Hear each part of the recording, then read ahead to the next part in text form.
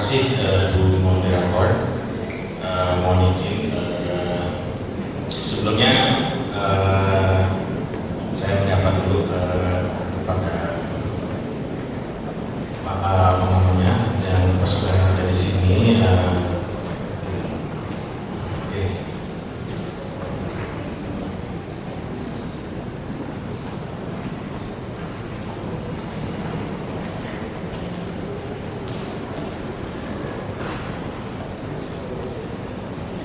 Terima kasih.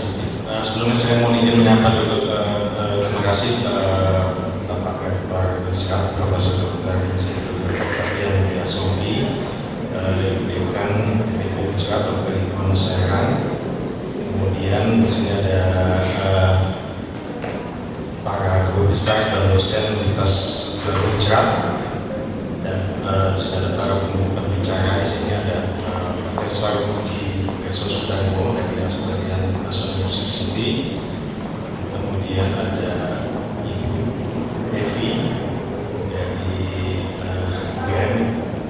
Kemudian ada Bapak Joy dan ada Ibu Ratih sebagai Wakil DJ Perbendaharaan tersebut. Dan tentunya pada rekan-rekan mahasiswa-mahasiswi Universitas yang saya lakukan.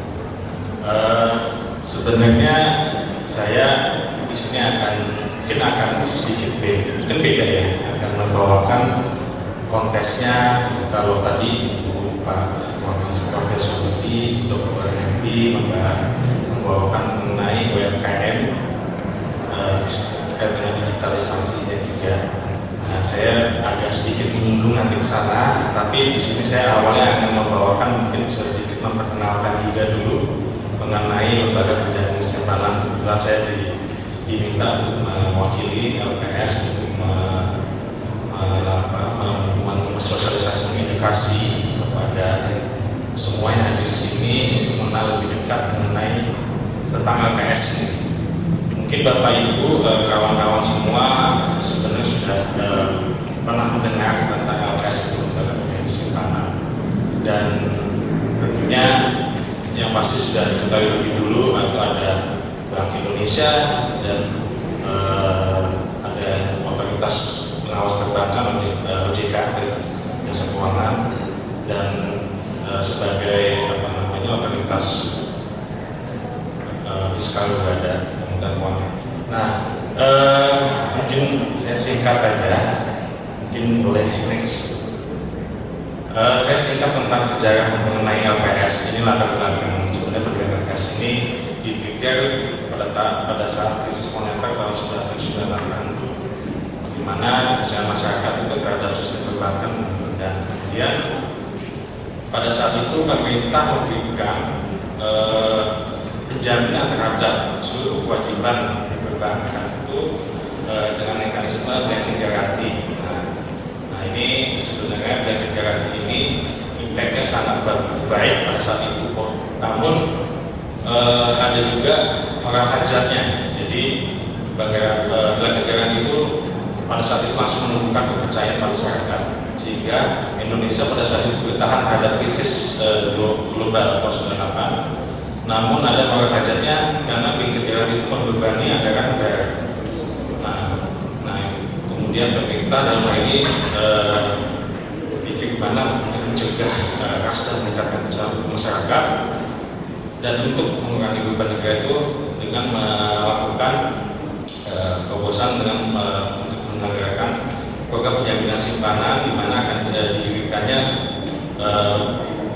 otoritas atau lembaga yang akan melaksanakan penjaminan simpanan tersebut. Next. Nah, saya di sini bicara tentang transformasi pendirian LPS. Mungkin Bapak Ibu kalau yang mengikuti, jadi pada tahun tadi saya bercerita tahun 98 krisis moneter, terus ada BPPN zaman dulu terkait dengan penyihatan perbankan, kemudian ada saat itu juga dicetus mengenai embrio pendirian dari LPS melalui undang-undang. Ini tahun 2004 LPS resmi berdiri berdasarkan Undang-Undang Nomor 20 Tahun 2004. Lalu tahun 2015 LPS resmi beroperasi pada tanggal 12 September 2005. Kemudian tahun 2011, nah ini sempat terjadi lagi global financial crisis, dan di mana pada saat itu pemerintah mengambil kebijakan mengesahkannya Undang-Undang Nomor 2009 dan PP Nomor 66/2008 mengenai kenaikan cakupan penjaminan simpanan menjadi 2 miliar. Jadi pada saat awal berdiri LPS didirikan tahun 2004 dan LPS beroperasi tahun 2005, itu penjaminannya hanya sebesar 100 juta bagi nasabah berbank. Namun karena 2011 ada krisis global, ini pemerintah mengambil kebijakan menaikkan penjaminan simpanan hingga sampai 2 miliar per nasabah berbank. Terus saya coba cerita lagi, mungkin tahun 2011 juga dibentuknya Otoritas Jasa Keuangan, di mana Otoritas Jasa Keuangan ini sebagai pengawas otoritas pengawas perbankan. Sebelumnya ada di Bank Indonesia, dipecah sendiri menjadi lembaga sendiri tahun 2011 untuk memperkuat sistem pengawasan stabilitas perbankan, menjaga stabilitas sistem keuangan di Indonesia. Lalu tahun 2016 ini LPS itu bertransformasi mandatnya yang awalnya tadi sebagai penjamin simpanan dan melakukan eksekusi yang terbatas, dalam hal ini melakukan pengamatan atau penyelesaian. Di sini berkembang mandat LPS itu opsi eksekusi dari penanganan bangunan yang ditangani LPS, dalam ini dinyatakan gagal dari data kesehatan OJK dengan opsi PMA dan BISPN. PMA itu Purchase and Assumption, dan BISPN itu mungkin Bapak Ibu pernah kenal. Jadi pada saat bank itu gagal, salah satu metodologi itu memisahkan aset dan asetnya masuk ke bank penerima. Nah, ini mekanisme PMA, Purchase and Assumption, dan bad asetnya dilikuidasi. Ini sama hal dengan BISPN. BISPN juga asetnya masuk ke bank BISPN atau bank perantara, dan aset masuk di proses likuidasi. BISPN ini sepenuhnya memang nanti didirikan oleh LPS. Jadi ini dikecualikan oleh Undang-Undang PT, dari Undang-Undang PT, di mana pemegang saham harus keluar. Tapi di sini LPS bisa sebagai pemegang saham tunggal untuk PT BISPN atau bank perantara nanti yang bisa jalan mungkin nanti dari langkah eksekusi bank. Lalu 2016 ini dengan adanya dengan PPKSK, pencegahan manasik krisis keuangan, ini tahun 2016 LPS diberi mandat juga untuk melaksanakan program untuk restrukturisasi perbankan. Nah, ini mandat yang dulu pernah dilakukan BPPN pada saat tahun 98 hingga tahun 2000 sebelum LPS berdiri 2003. Nah, ini dilakukan oleh LPS nanti ketika ada krisis. Dan kemudian LPS bertransformasi lagi dalam hal ini berkembang berdasarkan undang-undang dari yang ditetapkan oleh anggota, yaitu ada Undang-Undang Nomor 2 tahun 2020 tentang COVID. Kemudian ini kebijakan yang diambil pemerintah dalam mencegah atau mengantisipasi dampak dari pandemi COVID. Jadi Undang-Undang Nomor 2020 ini serta ada PP atau Undang-Undang Nomor 33 tahun 2020 ini, LPS itu mempunyai mandat lagi melakukan penempatan dana pada bank yang. Ya, terima kasih atas kesempatannya, Prof. Saya harus menggunakan waktu sebaik-baiknya ini karena saya juga takut sama besar yang mengingatkan kita pada sebelum ini. Dan pertama-tama tentunya saya ucapkan terima kasih ya untuk datang Bapak Ibu, karena acaranya acara FP, jadi sekalian ucapkan terima kasih. Namun untuk meningkat waktu ya sekalian saja. Next, bahwa ini sebenarnya hasil dari penelitian saya, basisnya hasil penelitian saya dengan Bapak Victor Lempong, Kapolri S3, di mana dipresentasikan di IRSA Conference tahun pasar COVID waktu itu, dan syukur diterima. Kalau di IRSA itu dikumpul paper-paper yang terbaik untuk dipublikasikan di IRSA Book Series di tahun selanjutnya. Nah kebetulan saya dan Pak Victor bisa dipublikasikan di situ. Tapi tidak semuanya dari situ kita campur dengan keadaan yang sekarang, di mana kalau ini kan semuanya sudah tahu kriteria UMKM ya, memang seperti dikatakan pembicara sebelumnya bahwa UMKM itu unit usahanya hampir 99% di seluruh Indonesia dengan menyerap tenaga kerja 96,9%. Jadi bisa dibayangkan terkait dengan pertumbuhan ekonomi, peran UMKM itu sangat besar dan sangat penting bagi pertumbuhan ekonomi kita yang ada di Indonesia ya. Kita next ini. Ya, ada beberapa isu strategis ini yang saya ambil dari Kementerian Koperasi, di mana UMKM itu sulit untuk naik kelas.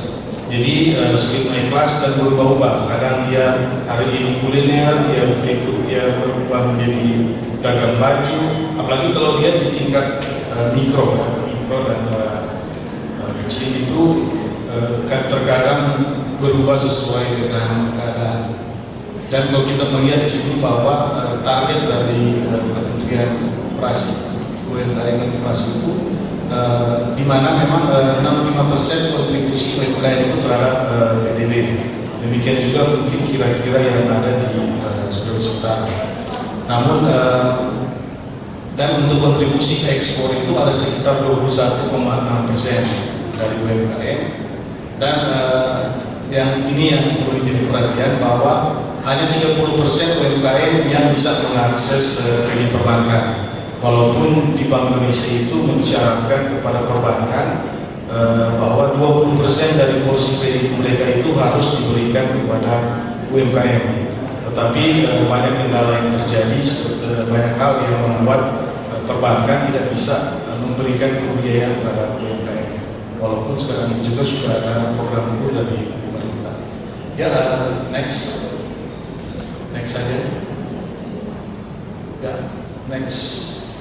Nah ini peran UMKM di Indonesia. Yang pertama tentunya dengan ini data 2018 jumlah pengusahanya yang mencapai tadi 90%, tentunya dia memberikan peningkatan pada berperan kepada PDB di Indonesia, dan dia juga menyumbang devisa, penerimaan pajak dan penyerapan tenaga kerja. Seperti tadi yang kita lihat, tenaga kerjanya itu mencapai 96% ke atas, dan juga menjadi supplier bagi konsumen, perusahaan besar dan lain-lain. Ya, next. Ini permasalahannya kita next saja. Kita sudah tahu semuanya permasalahan yang terjadi di UMKM. Kita akan melihat, nah di Sulawesi Utara itu sendiri, di Kota Manado itu sejak 2014 sampai 2017 dan juga sampai 2022 kemarin itu terjadi peningkatan. Jadi jumlah UMKM-nya tiap tahun itu meningkat. Jadi yang dulunya itu ada sekitar 15 ribuan, di tahun 2017 itu sudah 17 ribuan yang pengusahanya ya. Belum lagi yang sekarang ini sudah lebih banyak, walaupun banyak pada saat COVID itu berubah. Jadi mereka merubah gaya pemasarannya dan lain-lain, sehingga karena memang UMKM agak fleksibel, jadi dia bisa menyesuaikan keadaan. Jadi bisa dia jual baju tadi dikatakan, jual makanan dan lain-lain. Ya, next. Nah, kalau kita melihat ini pertumbuhan ekonomi 2022 di Sulawesi Utara itu yang posisinya 5,42, lebih tinggi dari nasional. Memang pada tahun 2020 itu terjadi kontraksi karena seperti kita tahu bersama ada COVID, namun dia terus bertumbuh dan Sulawesi Utara itu terus berada di atas nasional sejak 2016. Dan di situ itu ada peran UMKM di situ. Ya, kita next terus. Ya, kita kalau lihat di sini hampir semua menurut lapangan usaha ini, hampir di semua lapangan usaha itu ada UMKM di dalamnya. Memang kita belum bisa menunjukkan secara rinci, tetapi kalau kita melihat UMKM itu berada di hampir semuanya, di bidang pertanian, perdagangan, kecuali konstruksi yang di industri pengolahan ada juga, dan transportasi dan pergudangan itu hampir semua sektor UMKM bergerak di bidang tersebut. Dan terus, ya lanjut saja. Nah, ini kita melihat bahwa sumber pertumbuhan itu di Sulut itu berasal dari yang tadi pertanian antara lain dengan posisi 1,5%, di mana kita sampaikan tadi bahwa UMKM ada di situ. Next saja. Nah, itu berdasarkan pengeluaran juga, di mana kita lihat konsumsi rumah tangga itu sangat tinggi, menyumbang pertumbuhan ekonomi di Sulawesi Utara. Ya. Nah, kalau kita lihat memang konsumsi rumah tangga itu memang pernah menurun saat dia menaik ya, karena COVID itu membuat konsumsi juga agak meningkat. Di sekarang ini dia memberikan kontribusi 6,93. Memang walaupun ada terjadi banyak krisis, tetapi di Kota Manado itu banyak sekali acara-acara keluarga, acara Thanksgiving, Natalan, Lebaran yang meningkatkan, memberikan kontribusi kepada peningkatan ekonomi Sulawesi Utara. Nah, di situ kalau kita bikin acara itu kan pesan kue, kayak sekarang ini kita bikin acara itu ada pesan kue di pengusaha-pengusaha kecil. Kue itu yang tadi dimakan teman-teman itu diambil dari pengusaha kecil, sehingga meningkatkan konsumsi dari para pengusaha kecil tersebut. Ya, next, ya ini dia kontribusinya 3,15%. Dan slide yang terakhir saja, karena sudah dapat dari moderator. Slide yang terakhir kesimpulannya ya. Bahwa memang peran UMKM dalam perekonomian Indonesia itu, khususnya di Sulawesi Utara, itu sangat tinggi. Tadi sudah dibuktikan dengan angka-angka yang disampaikan tadi, di mana di hampir semua sektor itu ada UMKM-nya. Karena memang terbukti sejak tahun 99 itu UMKM itu bisa terus bertahan. Memang UMKM itu sempat goyah di saat COVID, namun dengan dukungan dari pemerintah dan berbagai pihak mampu meningkatkan UMKM tersebut. Tetapi memang masih banyak PR UMKM untuk naik kelas. Tentunya itu menjadi perhatian kita bersama. Kami dari Ikatan Sarjana Ekonomi bekerjasama tentunya dengan Unsra, LVB khususnya dari Kementerian Keuangan, Bank Indonesia, OJK dan LPS untuk bersama-sama bersinergi dengan juga pemerintah provinsi meningkatkan UMKM, bagaimana mereka naik kelas. Kalau kita di sini kan ada pusat inovasi di samping kita itu, di mana mahasiswanya dilatih untuk bisa menjadi usaha atau UMKM yang sukses. Jadi sudah terbukti bahwa UMKM itu di tengah pandemi itu menyediakan lapangan pekerjaan bagi masyarakat Sulawesi Utara, dan juga merupakan pembang industri nasional dan daerah, menjadi pedagang perantara, pengumpul hasil panen. Jadi tadi yang di pertanian itu, yang pertanian perikanan yang menyumbang 1,25% itu ada peran juga dari UMKM yang dimana pengusahanya itu menjadi pedagang pengumpul dan lain-lain, memproduksi banyak sektor bukan rakyat, dan juga yang terpenting juga ikut membayar pajak. Jadi ikut membayar pajak untuk berkontribusi bagi peningkatan pembangunan Sulawesi Utara dan Indonesia. Dan demikian penyampaian dari saya, dan saya kembalikan kepada Ibu Profesor Dr. Joyce Kabian. Diskusi di Bandung sekitar 12 tahun lalu, sebenarnya kita sudah merumuskan kelas-kelas itu. Kemudian kepada Pak Nosef, kami ingin bertanya, ini pertanyaan mahasiswa juga Pak, ya Pak, dia equilibrium di 2 miliar. untuk penjaminan. Kepada Ibu Evi,